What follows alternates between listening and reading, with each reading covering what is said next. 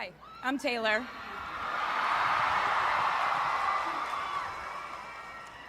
Last time I was in a stadium this size, I was dancing in heels and wearing a glittery leotard. This outfit is much more comfortable. I would like to say a huge thank you to NYU's Chairman of the Board of Trustees, Bill Berkeley, and all the trustees and members of the board, NYU's President Andrew Hamilton, Provost Catherine Fleming, and the faculty and alumni here today who have made this day possible. I feel so proud to share this day with my fellow honorees, Susan Hockfield and Felix Matos Rodriguez, who humble me with the ways they improve our world with their work.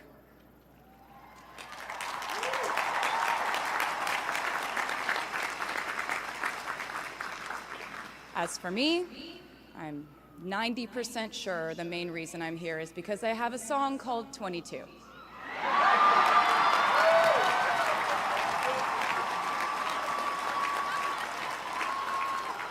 And let me just say, I am elated to be here with you today as we celebrate and graduate New York University's class of 2022.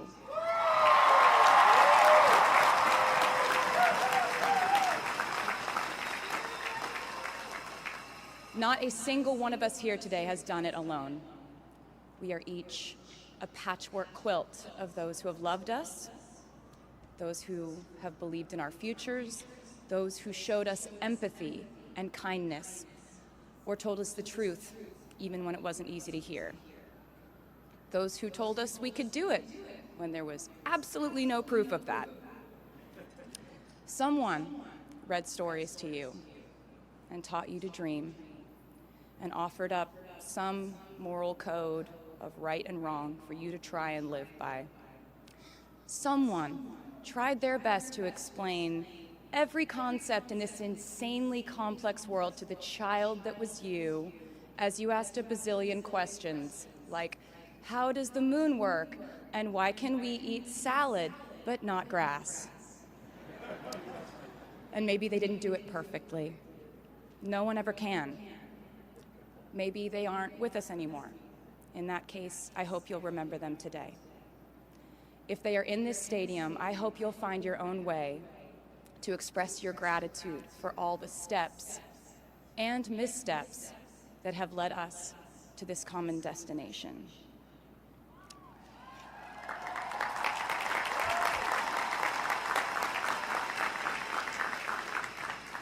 I know that words are supposed to be my thing, but I will never be able to find the words to thank my mom and dad, my brother Austin, for the sacrifices they made every day so I could go from singing in coffee houses to standing up here with you all today, because no words would ever be enough.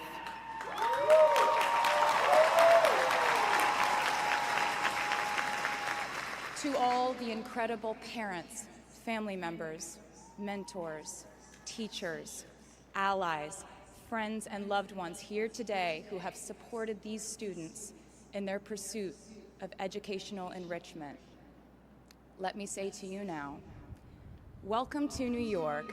It's been waiting for you.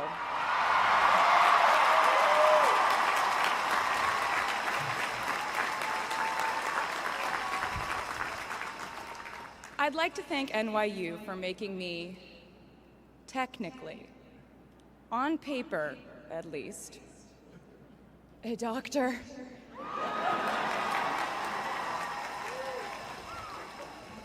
Not the type of doctor you would want around in case of an emergency.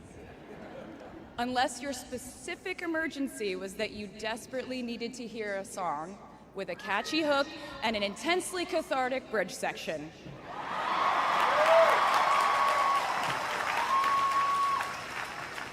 Or if your emergency was that you needed a person who can name over 50 breeds of cats in 1 minute. I never got to have a normal college experience, per se. I went to public high school until 10th grade, and then finished my education doing homeschool work on the floors of airport terminals. Then I went out on the road for radio tour, which sounds incredibly glamorous, but in reality, it consisted of a rental car, motels, and my mom and I pretending to have loud mother-daughter fights with each other during boarding so no one would want the empty seat between us on Southwest. As a kid, I always thought I would go away to college, imagining the posters I would hang on the wall of my freshman dorm. I even set the ending of my music video from my song Love Story at my fantasy imaginary college, where I meet a male model reading a book on the grass, and with one single glance, we realized we had been in love in our past lives. Which is exactly what you guys all experienced at some point in the last 4 years, right?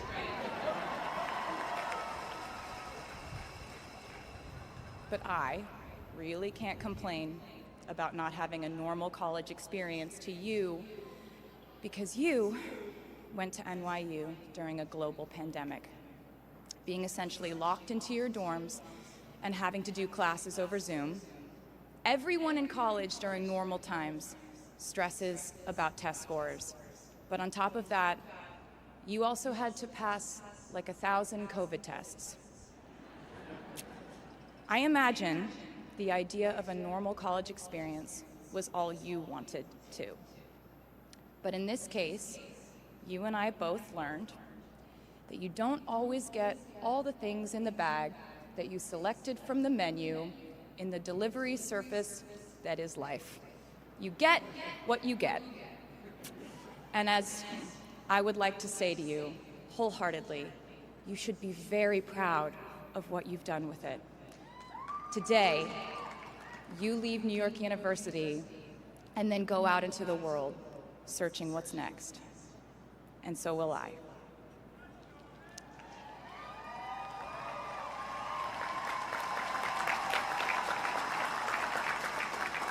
So as a rule, I try not to give anyone unsolicited advice unless they ask for it. I'll go into this more later. I guess I have been officially solicited in this situation to impart whatever wisdom I might have to tell you things that have helped me so far in my life. Please bear in mind that I in no way feel qualified to tell you what to do.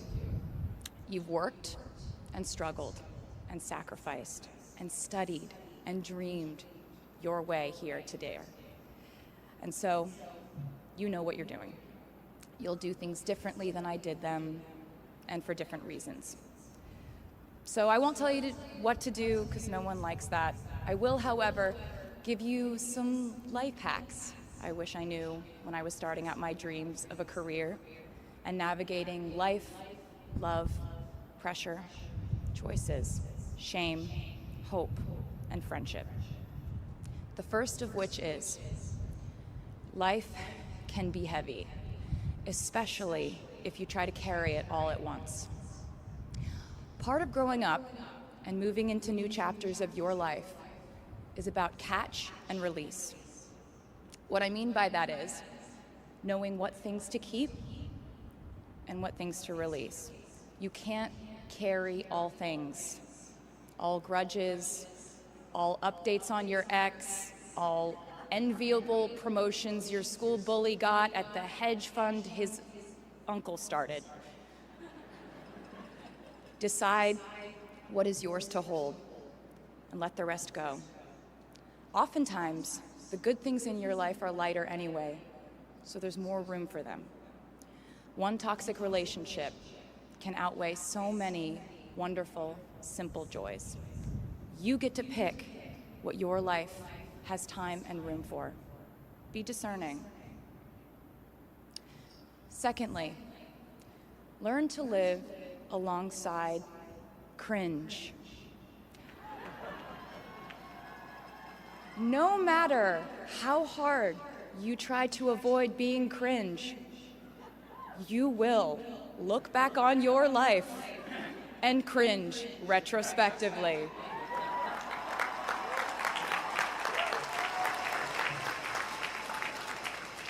cringe is unavoidable over a lifetime. Even the term cringe might someday be deemed cringe. I promise you, you're probably doing or wearing something right now that you will look back on later and find revolting and hilarious. You can't avoid it, so don't try to. For example, I had a phase where, for the entirety of 2012, I dressed like a 1950s housewife. But you know what? I was having fun. Trends and phases are fun. Looking back and laughing is fun. And while we're talking about things that make us squirm but really shouldn't, I'd like to say I'm a big advocate for not hiding your enthusiasm for things.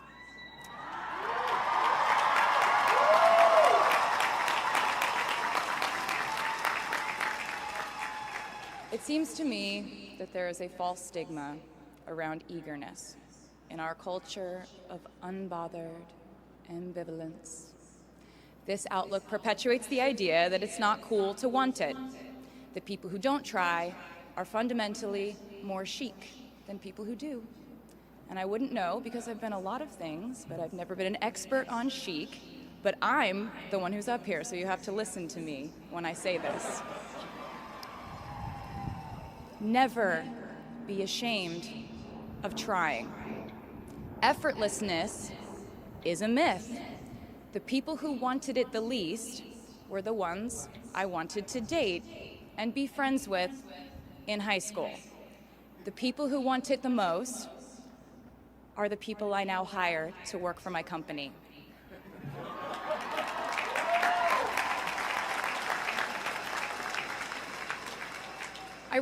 I started writing songs when I was 12, and since then, it's been the compass guiding my life, and in turn, my life guided my writing. Everything I do is just an extension of my writing, whether it's directing videos or a short film, creating the visuals for a tour, or standing on a stage performing.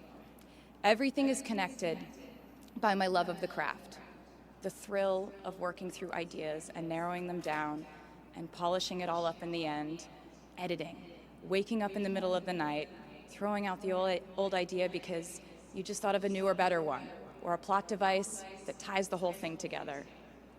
There's a reason they call it a hook. Sometimes a string of words just ensnares me, and I can't focus on anything until it's been recorded or written down.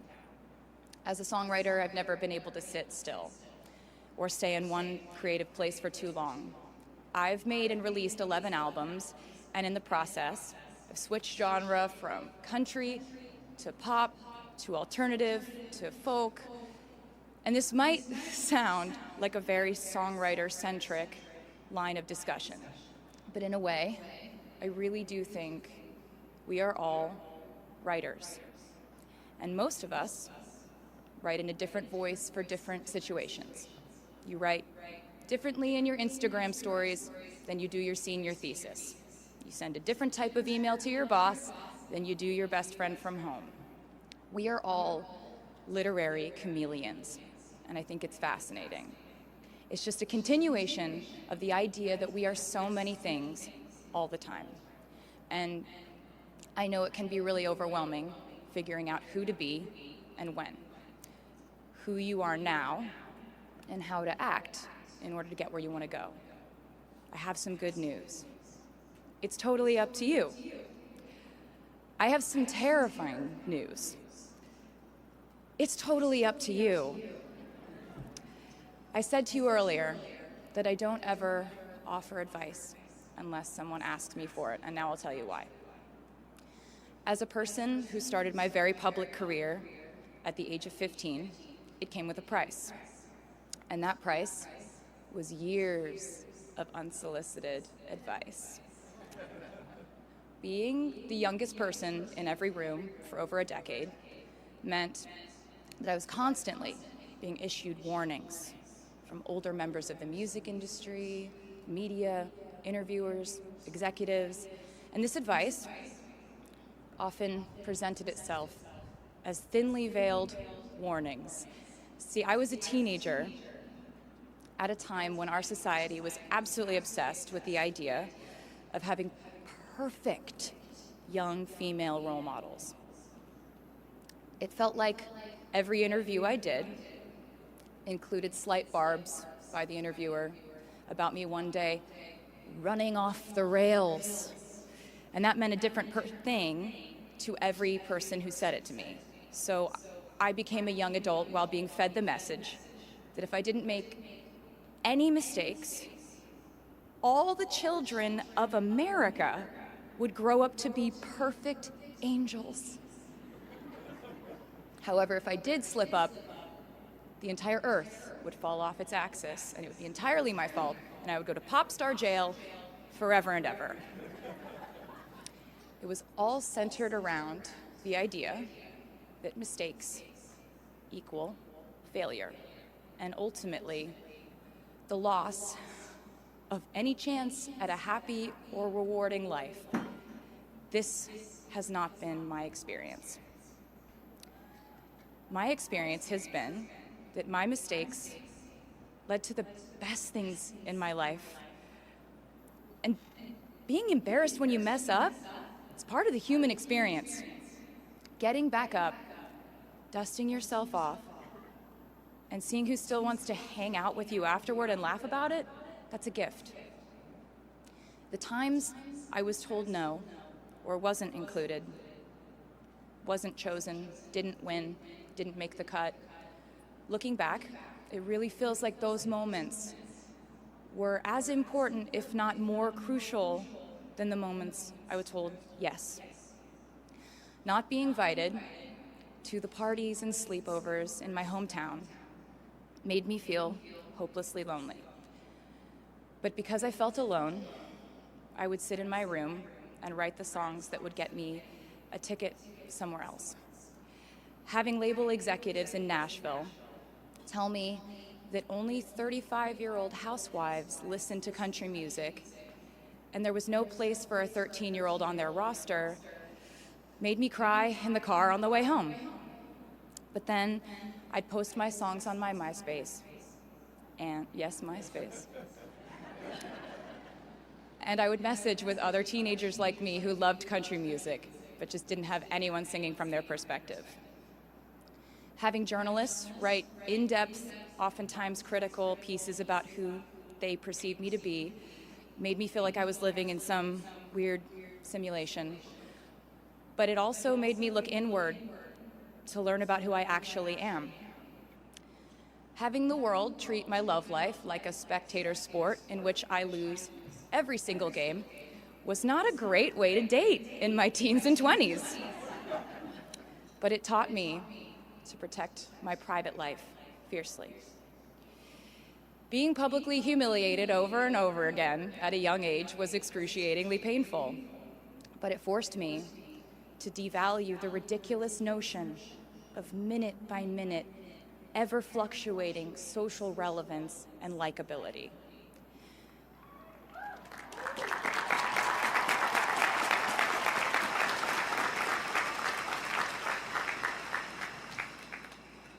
Getting canceled on the internet and nearly losing my career gave me an excellent knowledge of all the types of wine.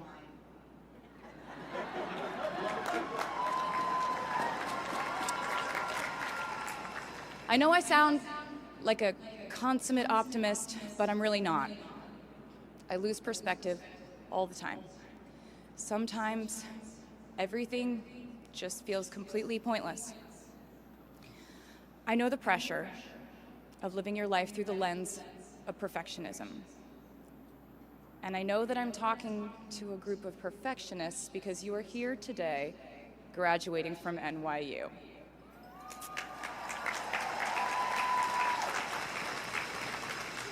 So this might be hard for you to hear. In your life, you will inevitably misspeak, trust the wrong person, underreact, overreact, hurt the people who didn't deserve it, overthink, not think at all, self-sabotage, create a reality where only your experience exists, ruin perfectly good moments for yourself and others, deny any wrongdoing, not take the steps to make it right, feel very guilty, let the guilt eat at you, hit rock bottom, finally address the pain you caused, try to do better next time, rinse, repeat.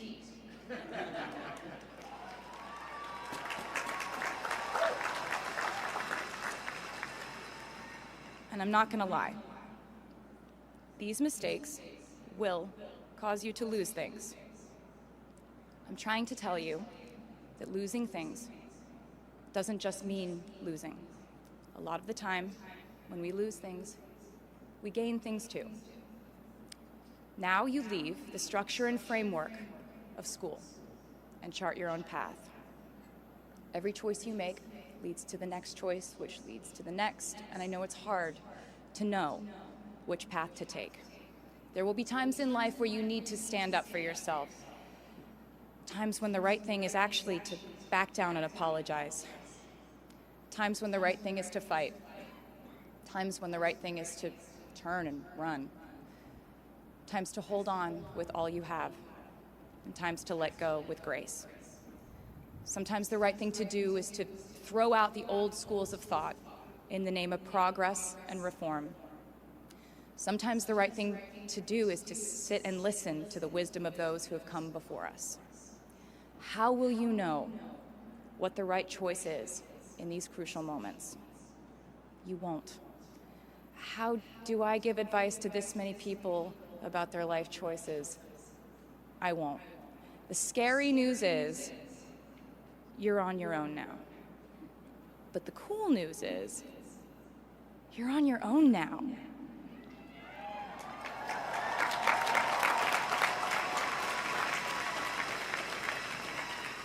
I leave you with this. We are led by our gut instincts, our intuition, our desires and fears, our scars and our dreams. And you will screw it up sometimes. So will I. And when I do, you will most likely read about it on the internet. Anyway, hard things will happen to us. We will recover. We will learn from it. We will grow more resilient because of it. And as long as we are fortunate enough to be breathing, we will breathe in, breathe through, breathe deep, and breathe out. And I am a doctor now, so I know how breathing works. I hope you know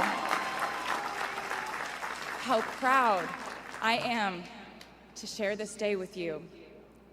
We're doing this together, so let's just keep dancing like we're the class of 22.